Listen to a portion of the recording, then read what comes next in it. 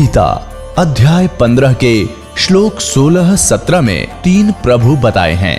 ये 3 प्रभु कौन हैं? किस प्रभु की शरण में जाने के पश्चात जन्म और मरण समाप्त हो सकता है? 3 प्रभुओं में सबसे उत्तम परमात्मा कौन है? कैसा है? उसका क्या नाम है? इन सभी गूढ़ रहस्यों को जानने के लिए अवश्य सुनिए जगत गुरु तत्वदर्शी संत रामपाल जी महाराज के अमृत वचन। पास्यंग किसे बोलते थे? जैसे किसी की तखड़ी में जैसे सौदा लेने आता था व्यापारी। इस दास का जन्म किसान परिवार में हुआ, तो ये बनिए लोग आते थे। कोई गेहूं तोलता था, कोई बाजरा ले जाता था, तोलते थे तखड़ी में। और वो सबसे पहले उस बैलेंस को, तखड़ी को ऐसे चेक करता था इसमें कोई एरर तो नहीं है। यदि उसमें कोई एरर होती,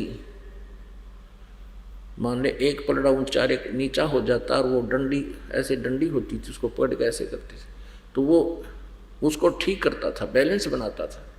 उसके लिए क्या करता था, उसी कनक मत है, जैसे गेहूं तोड़ रहा है तो गेहूं से ही एक मुट्ठी गेहूं उठाए और उस साइड में रख देता था जिधर का पलड़ा ऊंचे ऊपर को हो जाता था, ऐसे होता। फिर वो बैलेंस हो जाता था। 10 ग्राम 20 ग्राम जितना भी 50 ग्राम कणक डाल देने से फिर जिसमें कणक डाली है उसी में बट्टे रख दिए जाते थे और दूसरी तखड़ी के तराजू से कणक भर भर के और फिर तोली जाती थी। यानी असली सौदा तो अन्य है और पासंग तो थोड़ा सा वो गेहूं था, एक मुट्ठी भर 100 ग्राम 50 ग्राम, उसको पासिंग के लिए यूज किया गया। पासिंग माने उस बैलेंस की, तखड़ी की कमी को ठीक करने के लिए, एरर को ठीक करने के लिए वो नॉन एज पासिंग, उसको पासिंग कहा करते हैं। तो परमात्मा कहे हैं ये 3 लोक, पृथ्वी, स्वर्ग और पाताल, इन 3 लोक की तक इतना समझो यो तो जैसे वह पासिंग की तरह रख दिए जाए, इनका कोई यूज ही नहीं। उस सौदे में तो कि आते को ना। तो क्या बताते हैं, सतनाम पालड़े रंग होरी हो और 14 लोक चढ़ावे राम रंग होरी हो, 3 लोक पास्यंग धरे रंग होरी हो, तो ना तुले तुलाया राम रंग होरी हो। पुण्यात्माओं, जिन्होंने 2 वर्ष 3 वर्ष 4 वर्ष इससे अधिक जो समय हो गया इस दास के इस तत्व ज्ञान को सुनते हुए, जो परमात्मा ने, कबीर जी ने हमें प्रदान किया हुआ है रहम करके, वो तो आसानी से समझ सकते हैं। जो बच्चे नए आए हैं वो अभी इन बातों से परिचित नहीं होंगे, लेकिन धीरे धीरे आज पहली कक्षा में आए हैं, प्रथम कक्षा में, फिर कुछ दिन के अंदर इनको द्वितीय कक्षा जैसा ज्ञान हो जाएगा, फिर तृतीय, तो ऐसे ही आपका विकास होगा दिमाग का, माइंड का। तो आसानी से समझ सकते हैं कि एक सतनाम की कितनी कीमत है और आपने कितने दिन हो गए इस सिमरन को करते हुए, और आपकी भक्ति का बैलेंस अभी तक पूरा नहीं हो पा रहा। इससे आप आइडिया लगा सकते हो आपके ऊपर कितना कर्ज है इस काल का, और इतनी कमाई करते करते भी अभी हम उसकी भरपाई नहीं कर पा रहे हैं, लेकिन होगी ऐसे ही। तो इस प्रकार हमने इस तत्व ज्ञान को समझना कि हम इतने जन्मों से इस काल के जाल में फंसे हुए हैं। अब हमारे को इस काल ने किस प्रकार बांध रखा है। ये पृथ्वी लोक एक परिजन है, हमारी कैद है, न समझ लो, यहाँ पर हमें जेल में डाल रखा है। अब हमने यहाँ से चलना है, इसका कर्जा उतारना है। इस काल के कर्जे को से मुक्त होकर, इसके लोन से मुक्त होकर ही हम यहाँ से जा सकते हैं। अब प्रसंग ये चल रहा है कि इस तत्व ज्ञान से कोई भी परिचित नहीं है और सत साधना ना करने से हम मनमाना आचरण करते करते अपना जीवन व्यर्थ कर रहे हैं। अब जैसे आपको ये दास बताना चाह रहा था कि हम इस काल के कर्जे में यानी इसके लोन में इतने दब चुके हैं कि हम अपने स्तर से यहाँ से बाहर नहीं जा सकते। जैसे कोई विदेश चला जाता है और विदेश में जाकर उसने कोई अपना व्यवसाय शुरू किया, उसने बिजली का कनेक्शन ले लिया, टेलीफोन का लिया, पानी का लिया और भी कोई गैस का ले लिया, और उसका बिजनेस किसी कारण से डिफेक्ट हो जाने से, ठीक से ना करने से वो फेल हो गया, तो वो उसका जो टैक्स वो देता था, जैसे बिजली का बिल भरता था, टेलीफोन का बिल भरता था, पानी का बिल भरता था, सरकार का टैक्स भी देता था, तो वो नहीं भर सका, तो उसकी सुविधाओं से उसको वंचित कर दिया गया, सब कनेक्शन कट गए, अब वो बिल्कुल ही कंडेम हो गया।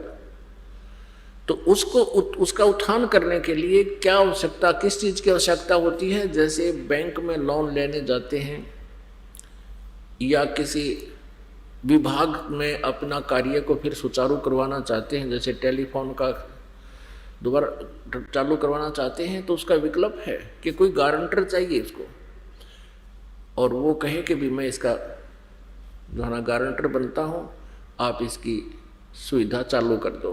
तो वो किसी भी आधार से उस गारंटर से चाहे पैसे लें या वैसे गारंटी लेकर चालू कर सकते हैं, तो वो उस विश्वास है तो वो कर सकते हैं।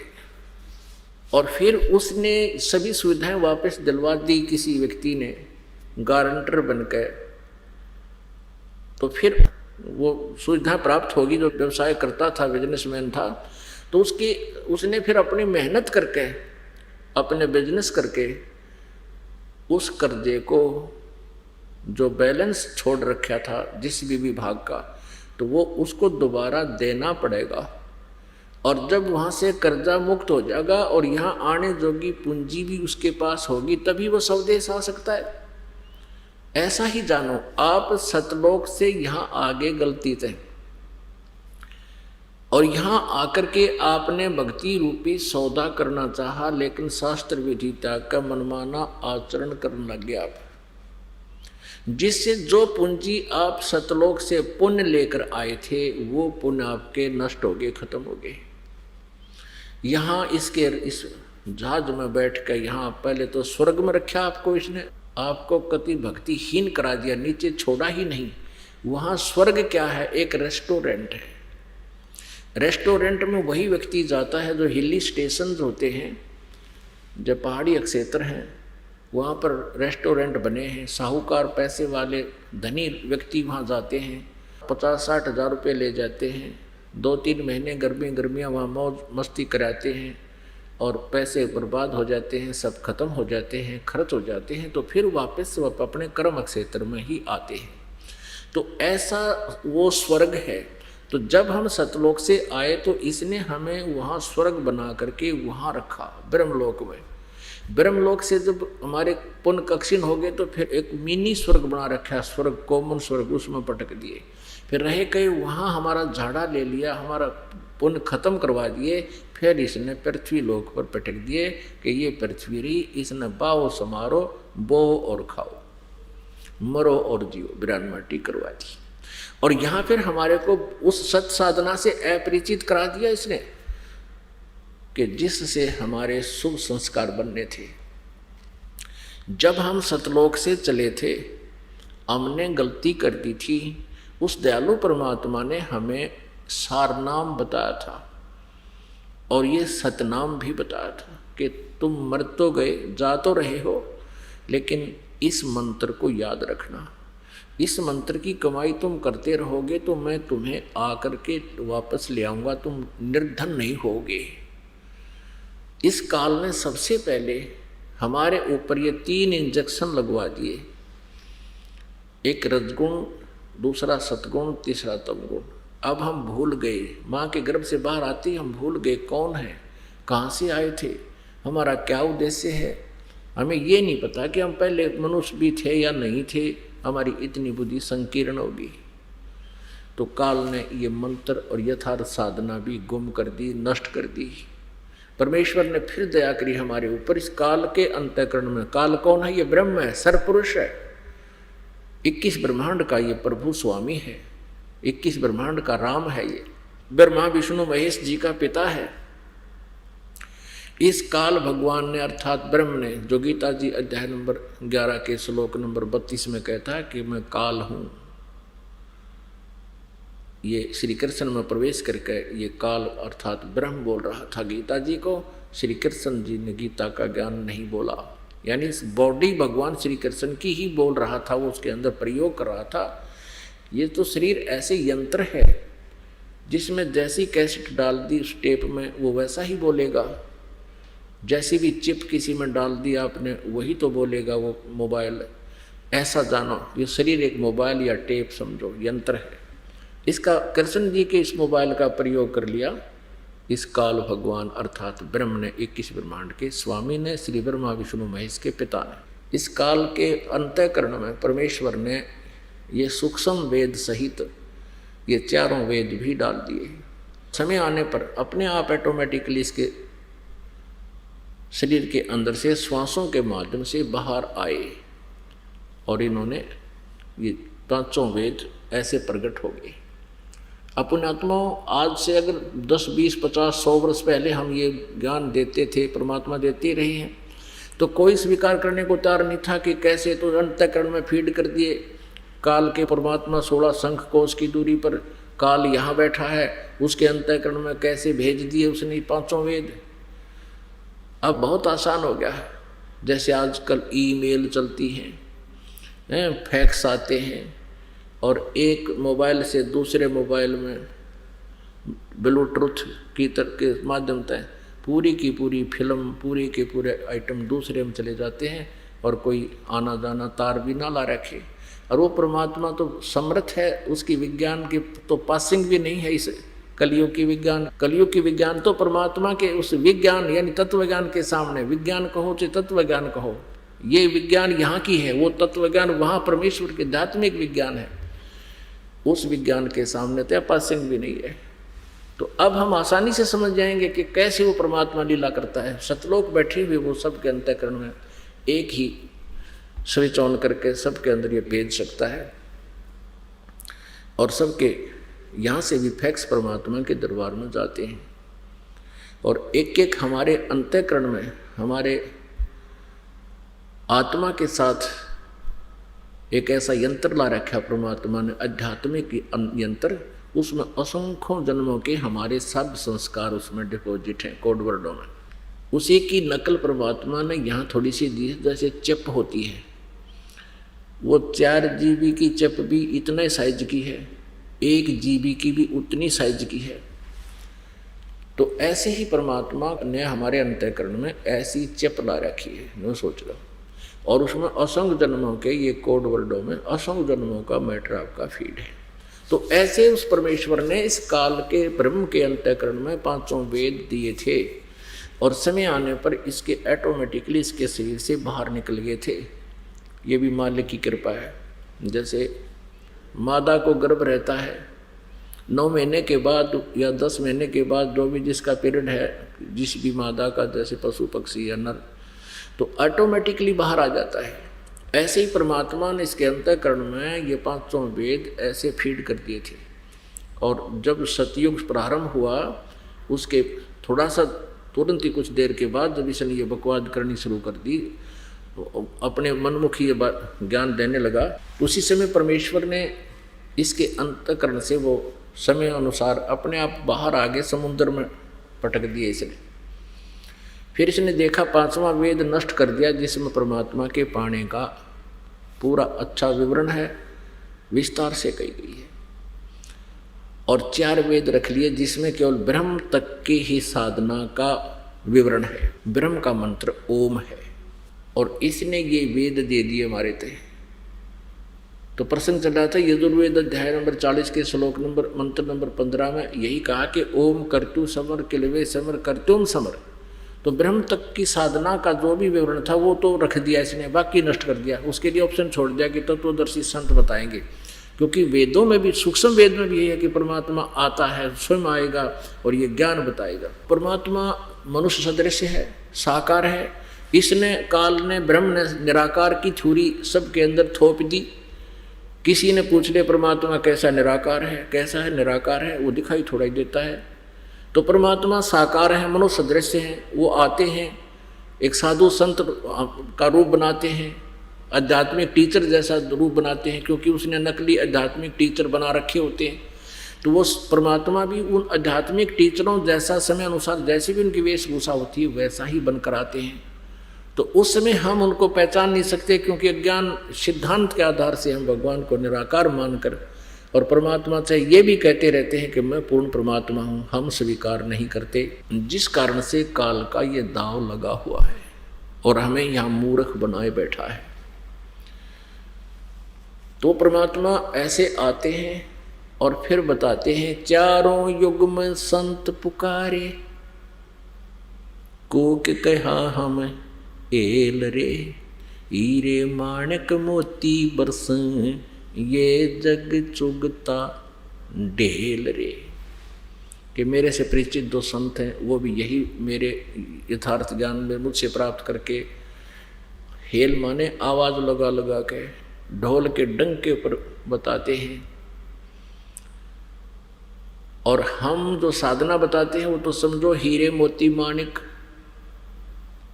और तुम जो साधना आन उपासना कर रहे हो ये है कंकर पत्थर इकट्ठे कर रहे हो, धोखे में लाल हीरे को जानकर कौड़ियां इकट्ठे कर रहे हो। उस भूल को मिटाने के लिए परमात्मा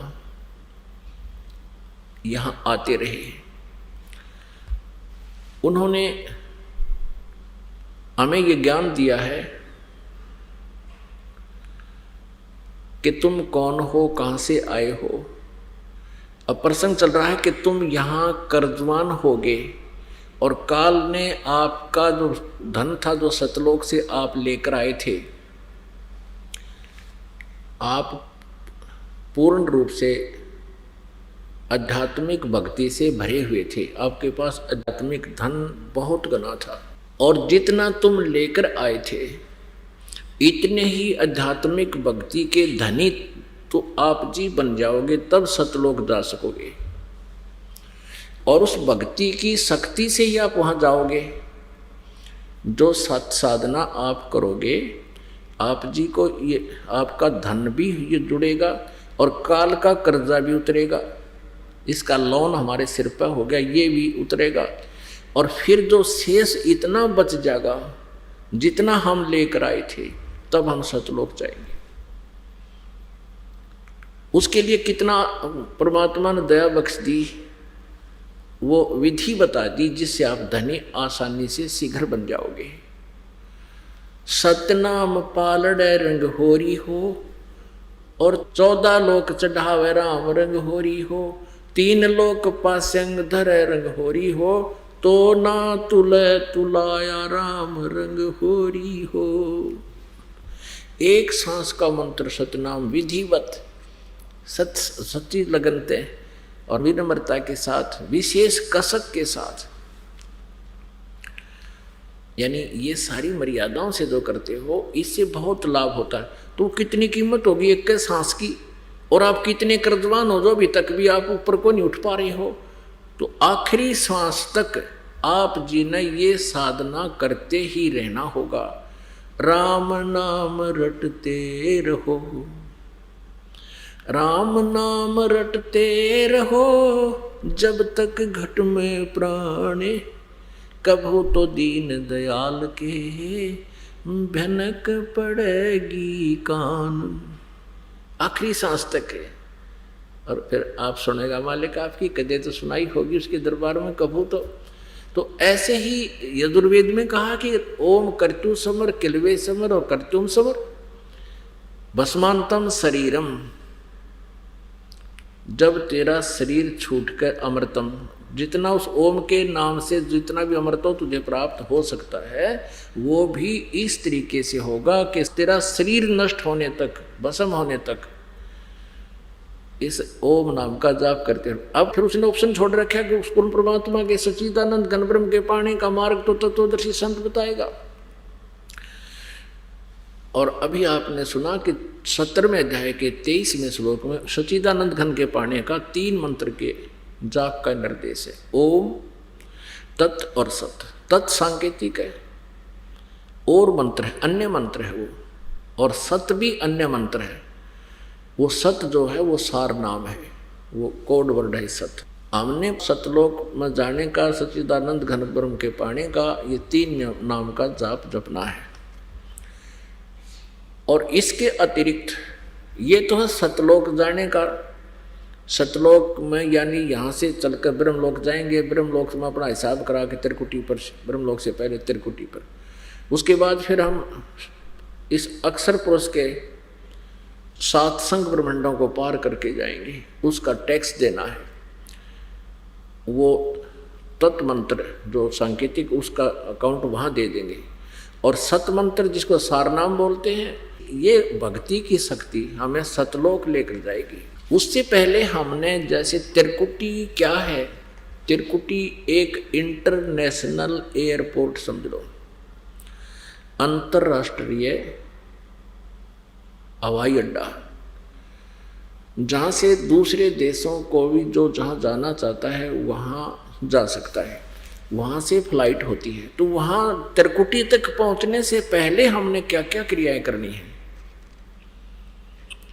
यानी इंटरनेशनल एयरपोर्ट पर हम उसी समय तो जाएंगे, लाभ होगा जब हमारे आगे का टिकट हो, पासपोर्ट बन गया हो, जाने की आज्ञा मिल गई उस देश से, हम अपने स्वदेश जाना चाहते हैं और जिस देश में रह रहे हैं उससे हमें जाने की आज्ञा, अनुमति मिल चुकी हो, तभी हम जा सकते हैं। तो उससे पहले हमने क्या करना होता है कि जैसे नो ड्यू सर्टिफिकेट लेना होता है, NOC बोलते हैं उसको। तो उसके लिए जैसे बिजनेस खोल रखा है तो हमें सब स्टेट लेवल से, प्रत्येक विभाग से, जैसे हम बिजनेस कर रहे थे तो किसी बैंक लोन ना होना चाहिए, कोई केस पेंडिंग ना होना चाहिए, तो ये सारी नो ड्यू सर्टिफिकेट लेनी है। तो हम यहाँ काल के लोक में रह रहे हैं और इस शरीर को पिंड बोलते हैं, पिंड संत लैंग्वेज में पिंड, और अंड कहते हैं ब्रह्मांड को। ब्रह्मांड कहो तो अंड कहो, क्योंकि ब्रह्मांड की जो शेप है, इसकी आकृति है एक अंडे जैसी है, इलिपिकल है, ये चारों तरफ से अंडे की तरह है ऐसे। तो इस ब्रह्मांड को अंड भी कहते हैं, अंडा, और इस शरीर को पिंड भी बोलते हैं। तो जो ब्रह्मांड के अंदर जो भी व्यवस्था है वो इस पिंड के अंदर भी है। अब इस शरीर को, पिंड को समझो एक टेलीविजन है और ब्रह्मांड समझो एक पूरा अक्षेत्र है। अब जैसे किसी टीवी चैनल पे कोई भी कार्यक्रम आप देख रहे हो, आपने उसको प्राप्त कर रखा, चैनल आपका ऑन है, वो चालू है, अब टैक्स वैक्स भर रखा आपने, उसका ले रखा कनेक्शन। तो जो चैनल आपका चल पड़ा, वो उस चैनल में क्या कार्यक्रम हो रहा, वो चैनल तो कहीं और है और वो वहाँ से देखकर कहीं और घट रही घटनाओं को आपके टीवी तक पहुँचा रहा है। आप उसको चैनल के माध्यम से जो देख रहे हो वहाँ पर उस टीवी में, वो वास्तव में कहीं और है। तो ऐसे ही इस ब्रह्मांड में जहाँ भी श्री ब्रह्मा जी, श्री विष्णु जी, श्री शिव जी, श्री देवी जी और श्री गणेश जी और जितने भी यहाँ के जो मुखिया हैं, ये ब्रह्म है, ये जहाँ भी इनकी राजधानियाँ हैं, शिवपुरी है, विष्णु जी का लोक है, ब्रह्मा जी का लोक है, स्वर्ग लोक है, और ऊपर जो जितना ब्रह्म लोक है और काल का अपना लोक है, उन सब की जो भी कार्यक्रम जिस भी जहाँ जिसका हो रहा है, उनका एक एक चैनल है हमारे शरीर में, जिनको कमल बोलते हैं। मूल कमल गणेश जी का चैनल है, और किसी की साधना से एक मंत्र है इसका जो आपको दिया जाता है, उसका खुल जाता है, वो चालू हो जाता है वो चैनल। अगर आपने अभ्यास किया उसमें जाने का, देखने का, तो आप जी उस चैनल में यानी मूल कमल में श्री गणेश जी के उस लोक में स्थान पर जहाँ पर ये वहाँ का मुखिया है, उस गणेश जी के अधिकार क्षेत्र में जितना भी क्षेत्र है वहाँ जो कुछ भी इसकी जुरिडिक्शन में हो रहा है आप वहाँ देख सकते हो इस बॉडी में, पिंड में। तो इसी प्रकार मूल कमल में गणेश जी, उससे ऊपर जैसे हमारी ये रीढ़ की हड्डी है, बैकबोन जिसको बोलते हैं, शरीर में पीछे का बैकबोन का है रीढ़ की हड्डी, इसके अंदर की तरफ बिल्कुल प्लेन सा एक प्लेन वो है, जैसे छिपकली हुआ कर, छिपकली के नीचे का आपने ऐसा देखो, ऐसा रीढ़ की हड्डी के ऊपर जो मांस है उसके ऊपर के ये ऐसे कमल बने हुए हैं। मूल कमल, मूल चक्कर, मूलाधार चक्कर भी बोलते हैं उसको। फिर स्वाधिष्ठान चक्कर यानी स्वाद चक्कर कहते हैं, इसमें ब्रह्मा और सावित्री जी का निवास है, वो चैनल है उसका। और फिर नाभि कमल बोलते हैं, विष्णु जी और लक्ष्मी जी का चैनल है। हृदय कमल है जो शिव जी और पार्वती जी का चैनल है, कमल है, चक्र है। और एक कंठ कमल है, ये बैक साइड में, जहाँ ये बैकबोन रीढ़ की हड्डी यहाँ का थोड़ी एकदम झुक जाती है, इसके झुकने से पहले नीचे की तरफ अंदर, यहाँ तो वैसे बताना पड़ता है, इसके बैक, इसके सामने बिल्कुल बैक में रीढ़ की हड्डी के अंदर की तरफ ये श्री देवी जी दुर्गा जी का कमल है। अब जैसे ये कुछ संत हैं, कुछ पंथ हैं नकली, सतलोक की गुणगान करते हैं, इनको कह का पता नहीं, राधा स्वामी पंथ, धन धन सतगुरु पंथ और ये हंसादेसर पंथ, ये सब भगवान को निराकार बताते हैं। और साथ में एक गोपोड़ और पेले हैं कि हम तो सीधे त्रिकुटी में पहुंच जाते हैं, हमारे तो सीधा त्रिकुटी से प्रारंभ होता है हमारा तो भक्ति मार्ग, हमने नीचे का कोई लेना देना नहीं। इनकी अकल गाम जारी है को पूछनिया ने। अब त्रिकुटी तो इंटरनेशनल एयरपोर्ट है, वहाँ जाने से पहले हमने इन सभी जितने भी इसके नीचे नीचे ये अधिकारी हैं, प्रभु हैं, स्वामी हैं, इनसे नो ड्यू सर्टिफिकेट लेना पड़ेगा, तब हम त्रिकुटी पर जा पाएंगे। इनसे एनओसी लेनी पड़ेगी। इनसे एनओसी कैसे मिलेगी कि जैसे आप जी को प्रथम मंत्र दिया जाता है, प्रथम मंत्र में फर्स्ट और लास्ट मंत्र को छोड़कर बीच के जो 5 मंत्र हैं वो इन्हीं कमलों से ऋण मुक्त होने के हैं। ये पूजा नहीं है, ये मजदूरी है आपकी। अब जैसे आपने बैंक से लोन ले रखा है तो आपकी मजदूरी करके उसका लोन दो, सहर्ष दो, उनसे प्यार से दो, तो आप ऋण मुक्त हो जाओगे। नहीं दोगे तो वो कर्जा आपके ऊपर खड़ा रहेगा। तो ऐसे तो उस बैंक के मैनेजर या किसी व्यक्ति से आपका कोई पर्सनल नाता नहीं, एक लेन देन वाला नाता है। तो ऐसे ही इन भगवानों स्वामियों का हमारा कोई विशेष नाता नहीं, लेकिन ये यहाँ के स्वामी हैं, हम यहाँ की प्रजा हैं, और हमने इनके अंतर्गत रह करके अपने इस लोन को समाप्त कराना है, इनसे नो ड्यू सर्टिफिकेट लेना है, तब हम त्रिकुटी पर जा पाएंगे। और बाकी ये कहने की बात है केवल मूर्ख बनाने की कि हम तो सीधे त्रिकुटी पर ध्यान लगाते हैं। ये ऋषि मर गए त्रिकुटी पर ध्यान ला ला के आज तक की तक ठिकाना नहीं इनका। झूठा ज्ञान है, ज्ञान ही झूठा है। राधा स्वामी पंथ और धन धन सतगुरु पंथ वाले का ये ध्यान कहाँ लगाएंगे? ये मूर्ख बना रहे आप जी को। आपको कितनी बार दिखाया इनका ज्ञान। सतनाम पर घाटा जोड़ रहे, यही सतनाम, सतनाम सार नाम भी इसको कहते हैं, सतलोक भी सतनाम को कहते हैं, सार शब्द भी सतनाम, सतपुरुष भी सतनाम को कहते हैं। ये सार वचन वार्तिक और वचन नंबर 2, 3 और 4 में कति क्लियर कर रखे इन्होंने अपना ज्ञान। ये कितने अज्ञानी थे, जिनका ज्ञान इतना नकली है तो ये समाधि लाओ 2.5 घंटे, ये केवल अपना जीवन नष्ट कर रहे हैं। अब जो ये कहते हैं कि हम तो सीधे त्रिकुटी पर पहुंच जाते हैं, यह त्रिकुटी कोई बरवाला का बस स्टैंड नहीं है कि पैदल चला गया तो पहुंच गया, रिक्शा कर ली तो पहुंच गया, बड़का खेल नहीं है। वहाँ जाने से पहले हमने इन 5 नामों का जाप करना पड़ेगा। और ये केवल 5 नामा बगाटा जोड़ रहे, और वो 5 भी काल के नकली, ओंकार ओंकार ज्योति निरंजन सारे काल के। और सोम सुन दिया कबीर जी की वाणी में कि तो सोम और सतनाम भी नाम बता दिया। सतनाम में भी ये मंत्र बता रहे हैं, अकेला जपन का, जैसे ओम जपना है ओंकार के उसने। तो ये अज्ञान संग्रह है इन लोगों का, मनमुख आचरण। तो वो 5 नाम भी जो श्री गुरु ग्रंथ साहिब में 5 शब्दों की धुनकार बताई है, वो शब्द भी ये है जो दास आपको दे रहा है। तो इन 5 नामों के जाप से आपका कर्जा मुक्त होगा गणेश जी से। जब आप यहाँ से चलोगे, आपका किया हुआ ये भक्ति मार्ग साधना ऑटोमेटिक इनके दरबार में डिपॉजिट पाओगी। और ये देवता हैं, और देवता यहाँ के कलर का कैसे कोई ना कुड़ के मड़ा कर बैठ जाएंगे। जो आपका जो का त्यों पाओगा एज इट इज रखा पाओगा। और जिसका कर्जा मुक्त हो गया, जब भी आप शरीर छोड़कर चलोगे, आप एकदम मूल कमल में जाओगे। इन औरों की तरह नहीं मरोगे जो 93 होगा मरे हैं और चेत हो जाए, बुरा हाल हो जाता। नहीं, आपको ऐसा होगा जैसे सोपन हो गया, और मूल कमल में जाओगे, तुरंत आपको नो ड्यू सर्टिफिकेट वहाँ पास वहाँ पर मिलेगा आपको ऑटोमेटिक।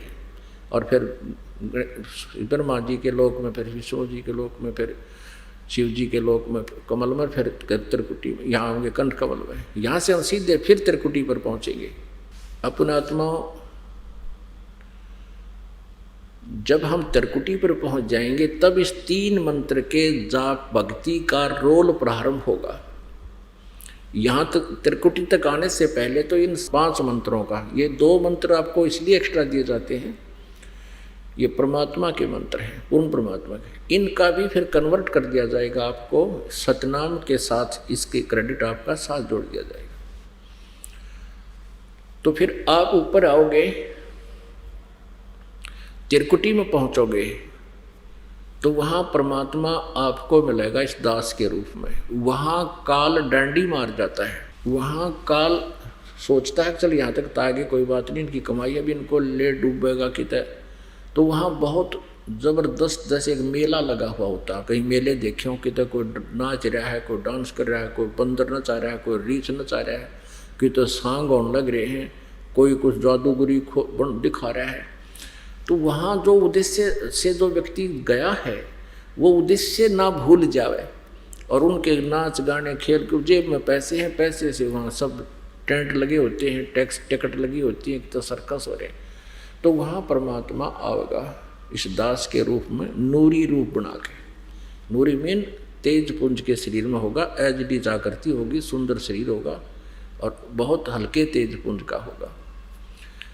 उसको देख करके आप जी ने तुरंत, जैसे अब आपका भाव है और आप कहीं बाजार में हो या कहीं मेले में गए हो या कहीं यात्रा में जा रहे हो और आपको कहीं ये दास खड़ा मिल जाए कि गुरुजी वहाँ वो खड़े, पता लगते ही आप बस छोड़कर भाग लोगे। वो गुरुजी के दर्शन करने जाते हैं तो वो स्वभाव अगर आपका सही है, आपके हृदय में जगह है।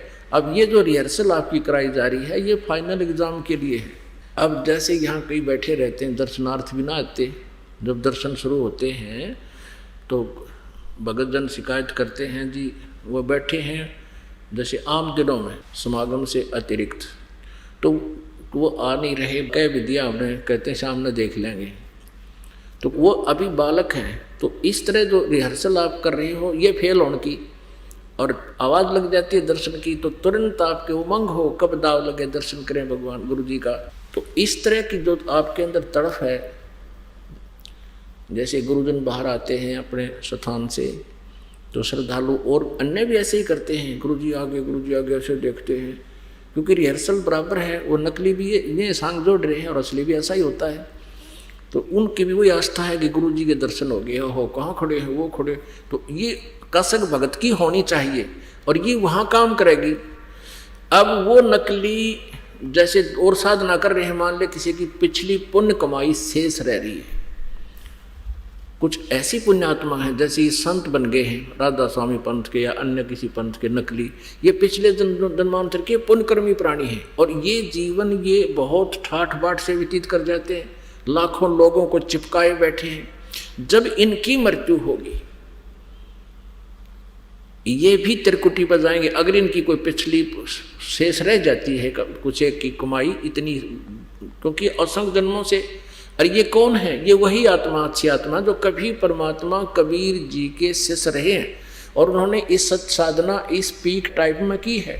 ये जो अब भक्ति युग चल रहा है, भक्ति काल चल रहा है, ये बिचली पीढ़ी में, और ये कुछ दिन साधना करके विमुख हो गए, काल के फंस गए। इब काल ने इनके, इस ब्रह्म ने इनके कर्म बिगड़वाने के लिए दोबारा मनुष्य जीवन कलयुग में दे दिया और ये पिछली भक्ति के कारण आज इतने इनमें प्रभाव है, लाखों लोग चिपके हुए हैं और अब पता लग रहा है कि इनके पास खख भी नहीं है, फिर भी वहाँ से हटने को दिल नहीं करता। तो ये पुण्यकर्मी प्राणी है, संत जितने हैं, और इनकी मृत्यु हो जाती है फिर भी इनकी इतनी कुछ पुण्य रह जाती है, ये भी त्रिकुटी पर पहुँच जाते हैं पिछले संस्कार से। वर्तमान का कुछ नहीं इनका हिस्सा होता है इसमें।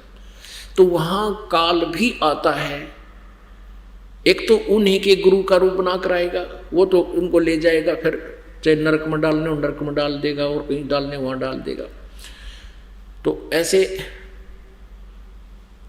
और त्रिकुटी पर वैसे सभी प्राणी एक बार त्रिकुटी पर जाते हैं। जैसे कोई साधना कर रहा है, जैसे ओम नाम की कर रहा है, या इस जैसे हम आपको देखते हैं ये 7 नाम, इनमें 5 नाम हैं इनके, ब्रह्मा विष्णु महेश के, तो इनकी भी साधना जो कर रहे हैं ये भी एक बार त्रिकुटी पर जाते हैं। त्रिकुटी से 3 रास्ते बन जाते हैं। एक जाता है धर्मराज के लोक की तरफ, सबसे पहले उनका अकाउंट दिया जाता है, पुण्य और पाप का हिसाब होता है।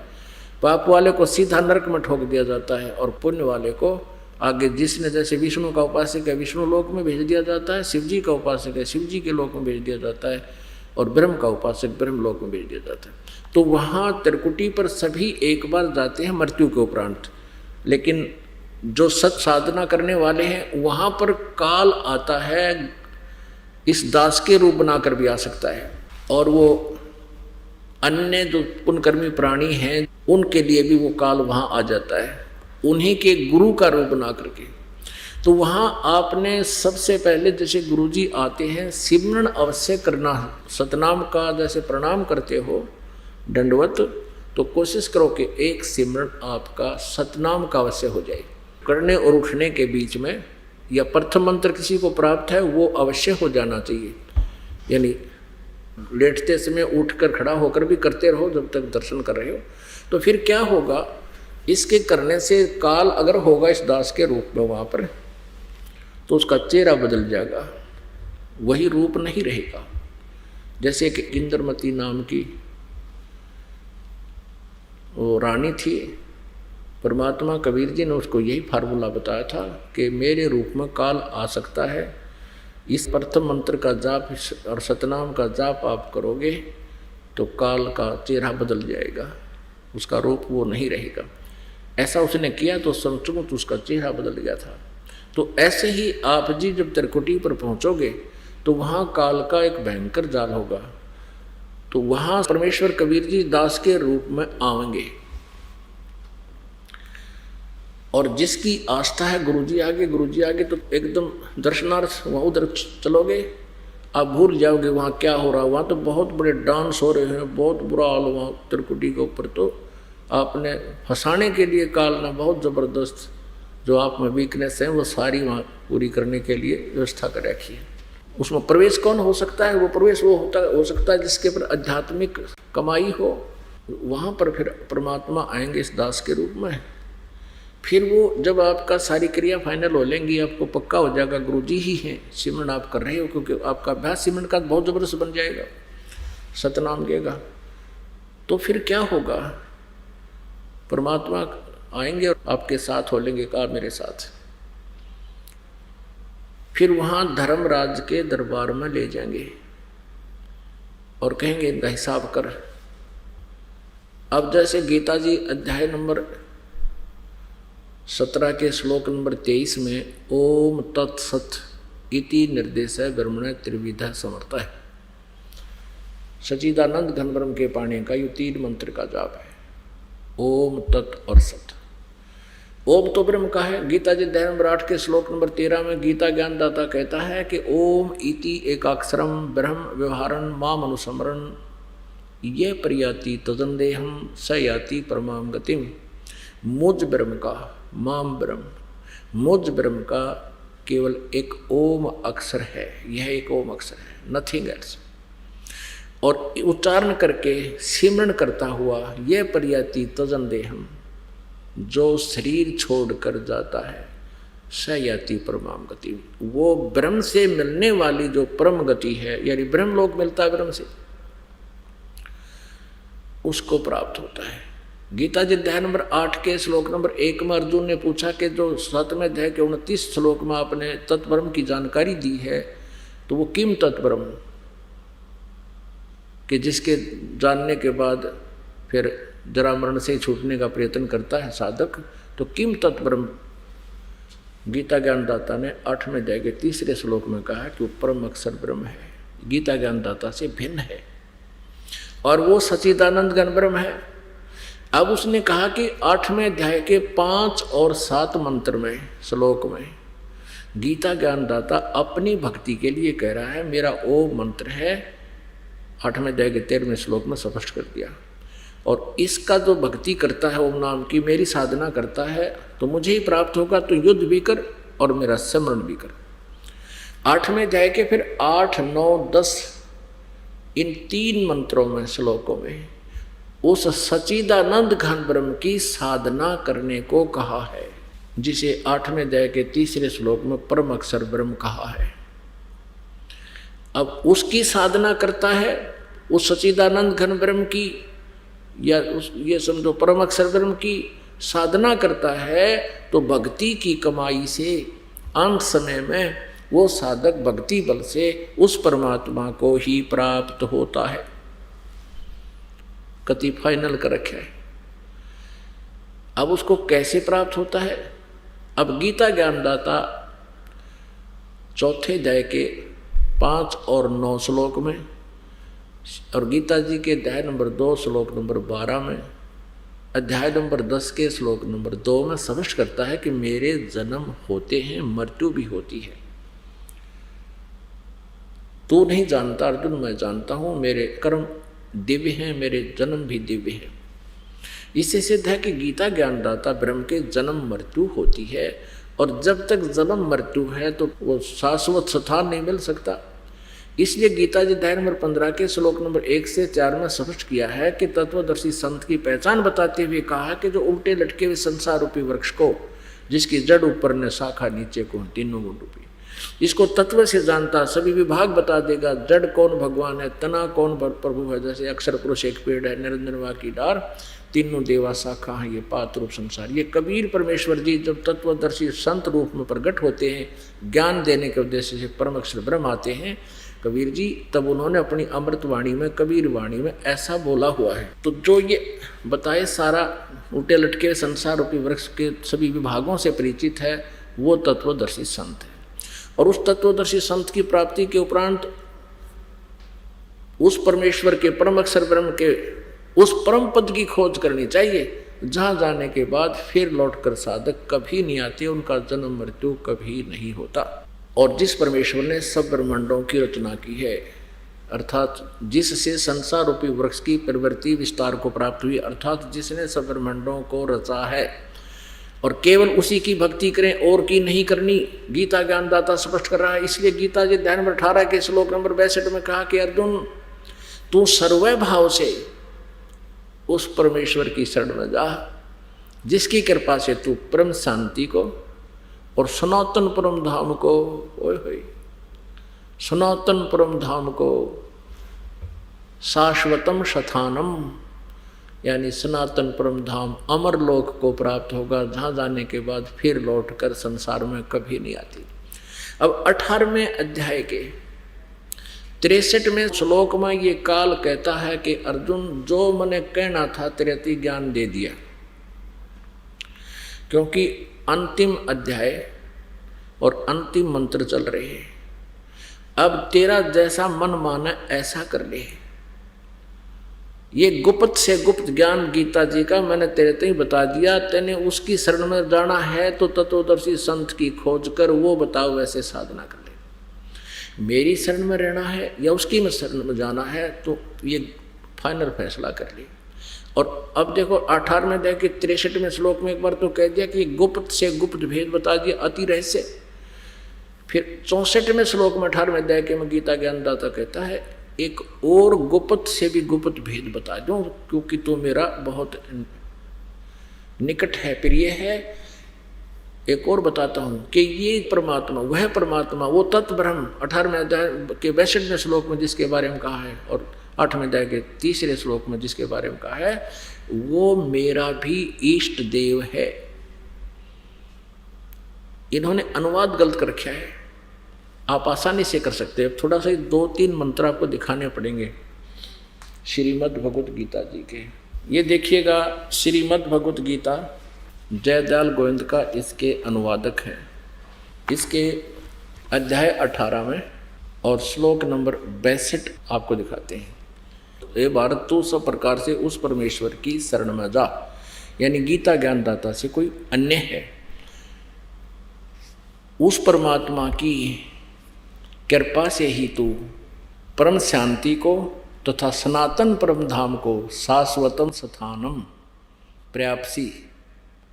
प्राप्सी यानी प्राप्त होगा। अब यहाँ 18वें अध्याय के 63वें श्लोक में 18वें अध्याय के 63वें श्लोक में गीता ज्ञानदाता कह रहा है इस प्रकार, यानी ये गीता का ज्ञान सारा बोल दिया, ये गीता का ज्ञान सब मैंने कह दिया। इस प्रकार यह गोपनीय से भी अति गोपनीय ज्ञान मैंने तुझे कह दिया, गीता का ज्ञान बोल दिया। इस रहस्य युक्त ज्ञान को पूर्णतः भली भांति विचार कर जैसा चाहता है वैसे ही कर। पुण्यात्माओं, श्रीमद् भगवत गीता जी का पूरा ज्ञान जो कहना सुनना था सारा कह दिया इस काल भगवान ने, ब्रह्म ने। अब ये कहता है कि ये अति गुहायत यानी बहुत ही गोपनीय से भी अति गोपनीय ज्ञान मैंने तेरे बता दिया, फाइनल हो गया। अब तेरी मर्जी, मेरी शरण में रहना है तो ठालठ हथियार ठार हो लट्ठम लट्ठा, या शांति नाम की चीज नहीं, युद्ध करना ही पड़ेगा, जैसे कर्म करेगा फल भोगना ही पड़ेगा। इसलिए कहा कि 18वें अध्याय के 62वें श्लोक में कि अगर तेने परम शांति चाहिए, ये झंझट वहाँ ना हो तेरे जी ने, तो उस परमेश्वर की शरण में जा, फिर सनातन परम धाम में चला जाएगा, फिर जन्म मृत्यु कभी नहीं होगी। अब ये कहता मैंने तेरे 18वें अध्याय के 63वें श्लोक में कह दिया कि जो गुप्त से गुप्त भेद था सारा बता दिया। अब तेरी इच्छा जैसा करे वैसा कर ले। एक बार फिर पढ़ो। और फिर 64वें में क्या कहा है, एक और गुप्त बताता हूं कि वही जिसके भी शरण में जाने को तुझे कहता हूं वो मेरा भी पूज्य देव है, मैं भी उसी की पूजा करता हूं, मेरा इष्ट है वो।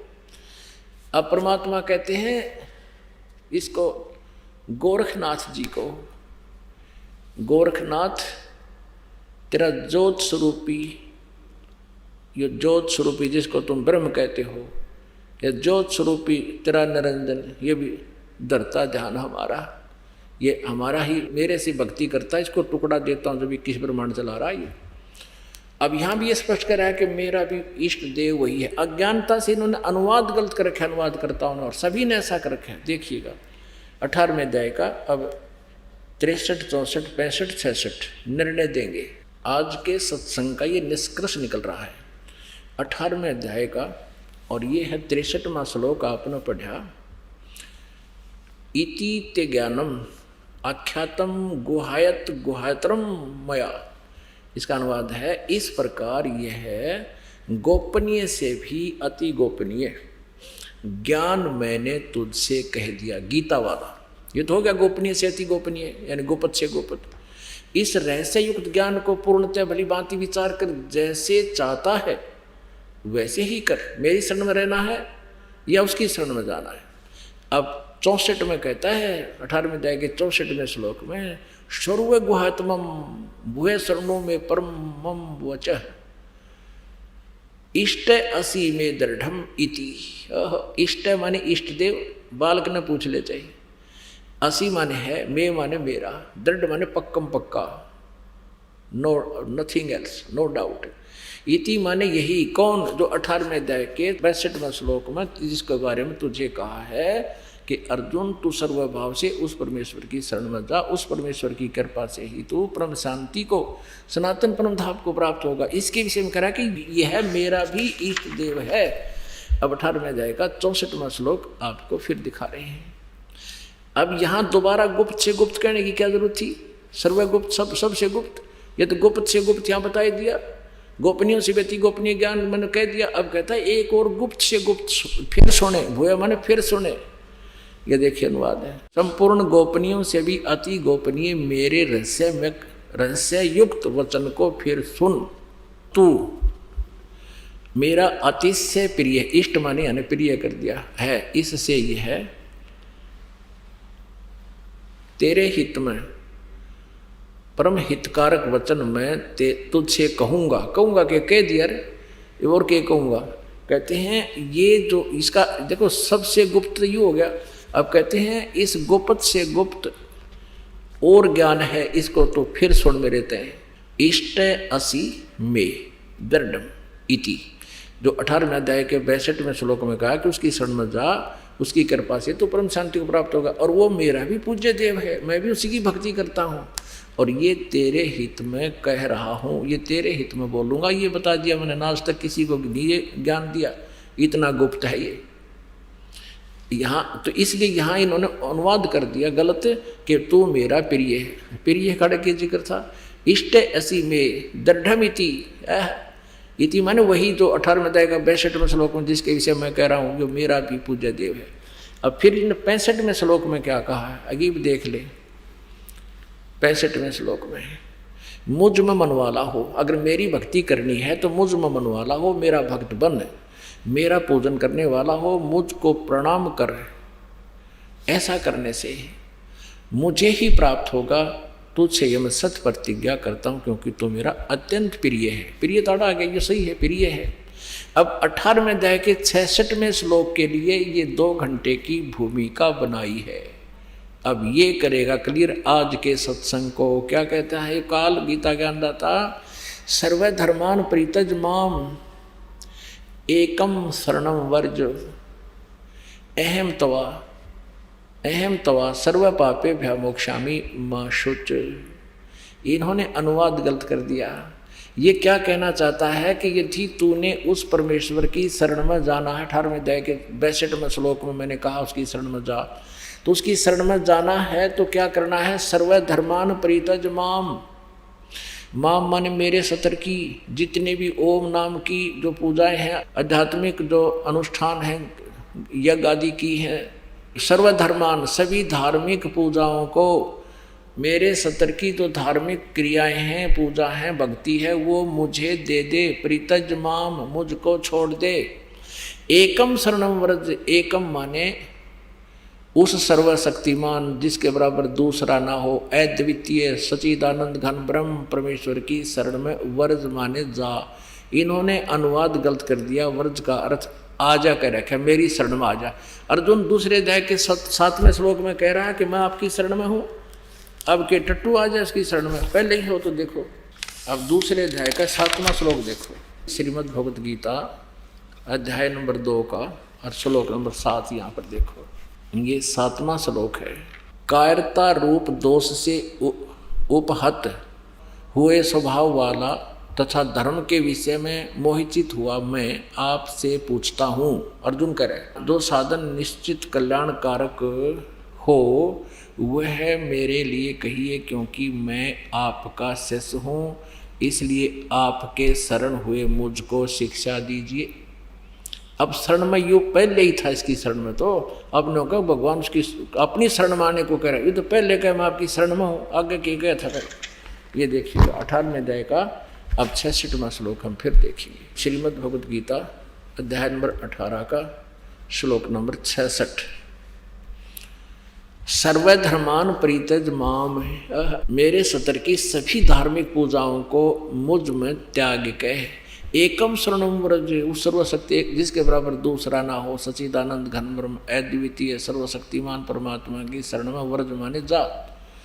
अहम तवा सर्व पापे भय मोक्षामी, मैं तुझे सब उन पापों से मुक्त कर दूंगा, तू चिंता ना करे, माँ सोचे। अब ये देखना इन्होंने क्या किया है, सर्वधर्मान परित्यज, संपूर्ण धर्मों अर्थात संपूर्ण कर्तव्यों कर्मों को मुझ में त्याग कर तू केवल एक,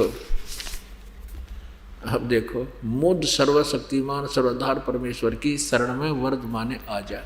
तेरे की अज्ञानी वृंद थे ये सभी जो अनुवाद कर रहे हैं, गलत कर रहे हैं सभी, आज तक जिन्होंने अनुवाद किया सब ऐसा ही अड़ंगा कर रखा है। अब गीता ज्ञानदाता कहता मैं तुझे संपूर्ण पापों से मुक्त कर दूंगा, तू शोक मत कर। आज के सत्संग का निष्कर्ष ये है पुण्यात्माओं, अब जो 3 मंत्र का जाप हम करते हैं, अब यहाँ तक तो आपको बता दिया, ब्रह्मा विष्णु महेश की जो साधना हम करते रहे, इनका कर्जा उतर गया, इन्होंने NOC दे दी, हम त्रिकुटी पा गए। त्रिकुटी पर वहाँ 3 रास्ते हो जाते हैं और मृत्यु के उपरांत सभी प्राणी त्रिकुटी पर ही जाते हैं। वो जो जिस भी इष्ट की, जैसे ब्रह्मा विष्णु महेश की पूजा करने वाले पहले धर्मराज के दरबार में जाना होता है, यहाँ का न्यायाधीश, वो फिर उनका निर्णय करता है किसके पुण्य हैं किसके पाप हैं, कहाँ की इसका पासपोर्ट है, कौन सी देव की पूजा किए हुए। धर्मराज के दरबार में जाने से पहले परमात्मा इस दास के रूप में आपके समक्ष आ जाएगा और आपको गुरुजी दिखेंगे, जैसा भाव आपका ऐसे ही आप पीछे पीछे बोलोगे, गुरुजी कहाँ जा रहे हैं कहाँ जा रहे हैं, यानी ज़्यादा अधिक भी हो सकते हैं उस दिन, एकाध भी हो सकता, तो सारे साथ साथ आप गुरुजी के साथ हो लोगे, प्रणाम करोगे, आशीर्वाद लोगे और फिर कहाँ जाना भी, चलो आपका पासपोर्ट बनवाते हैं। तो धर्मराज के दरबार में जाएंगे और वहाँ आपका ओम नाम के जाप की जो कमाई होगी, साधना है, वो इस धर्मराज को यानी काल को ब्रह्म को दे देंगे, या इसकी पूजा है इसको छोड़ देंगे, फिर ये हमें सभी पापों से मुक्त कर देगा। जो गधे कुत्ते बनाकर हमें तंग करता था ये नहीं करेगा, क्योंकि इसकी सारा अकाउंट क्लियर हो जाएगा और पाप नाश परमात्मा कर देगा। परमात्मा की भक्ति में हमारे पापों का नाश करने की पावर है इस मंत्र में।